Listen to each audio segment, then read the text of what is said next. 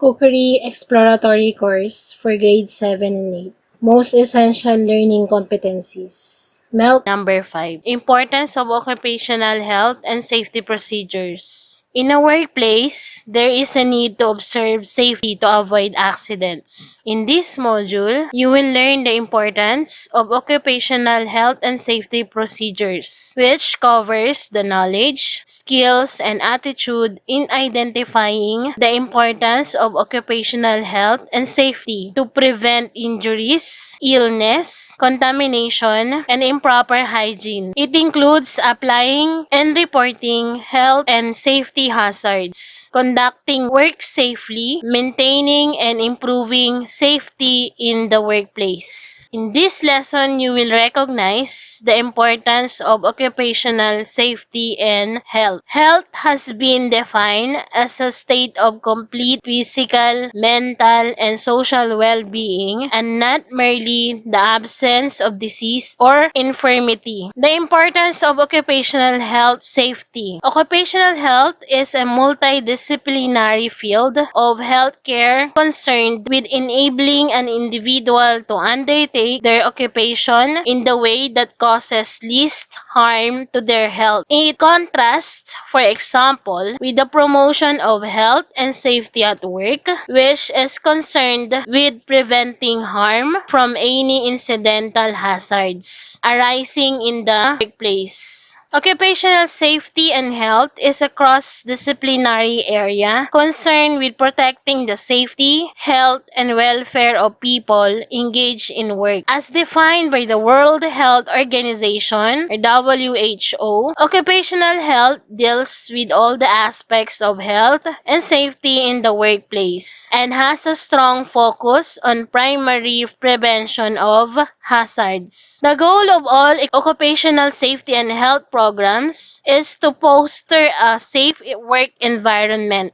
As a secondary effect, it may also protect co-workers, family members, employers, customers, suppliers, nearby communities, and other members of the public who are impacted by the workplace environment. It may involve interactions among many subject areas, including medicine, occupational well-being, public health safety, engineering, industrial engineering, chemistry, health, physics, and others. Why is health and safety so important in a kitchen? Kitchen safety awareness is important in cooking as well as during cleanup and daily living. Understanding the hazards present in the kitchen can help you avoid causing an accident whereby the family is protected. Occupational health safety. The importance of occupational health and safety procedures.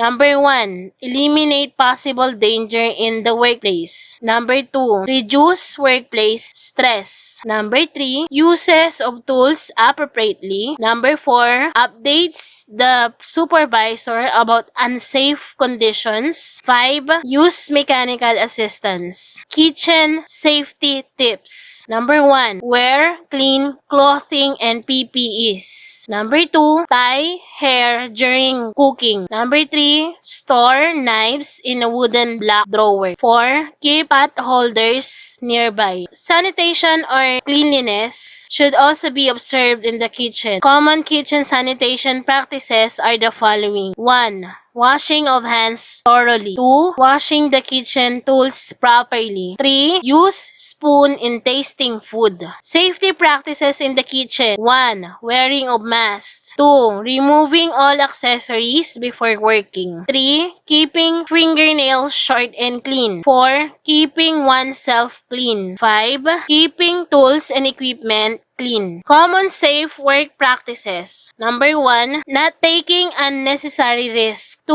always look out for hazards. 3, do not smoke. 4, keep your work area clean and tidy. 5, enter and leave the workplace using proper routes. The main causes of accidents and ill health in the working environment are slips, trips, and falls. 2. Manual handling or lifting. 3. Contact with hot surfaces and harmful substances. Occupational safety deals with all aspects of physical, mental, and social health and safety in a workplace. It is the umbrella for companies' efforts to prevent injuries and hazards in all work environments. Every industry presents various kinds of safety hazards to its employees. The spectrum of possible occupational safety risks ranges from severe and immediate physical dangers to milder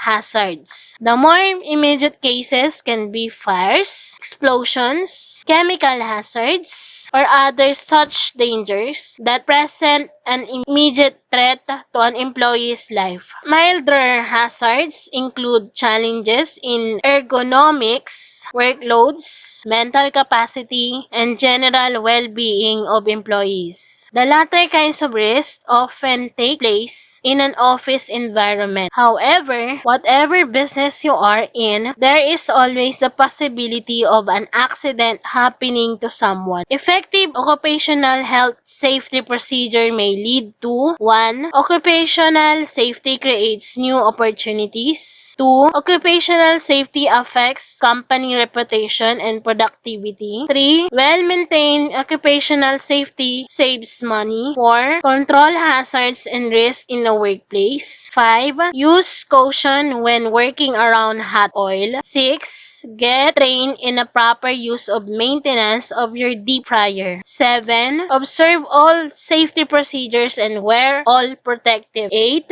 Use gloves and scrapers and other cleaning tools with handles. 9. Use the correct grease level and cooking temperatures for your deep fryer. 10. Keep stove surfaces clean to prevent grease flare-ups. 11. Avoid reaching over or climbing on top of fryers and other hot surfaces. Clean vents when oil is cool. 12. Keep floor surface clean and dry to prevent slipping or falling onto hot surfaces. 13. Do not work closely to hot fryers when the floor is wet. 14. Do not spill water or ice into oil. 15. Do not overfill or pour excessive amounts of frozen fries into deep fryer. Overfilling causes excessive splashing and bubbling over hot oil. 16. Do not pour excess ice from fry packages into the fryer. 17. Do not overheat the oil. Use only manufacturer's recommended cooking temperatures. 18. Do not move or strain hot oil containers. Wait until the oil is cool. 19. Do not store oil on floor by grill area. Someone could slip and fall into the oil. 20. Extinguish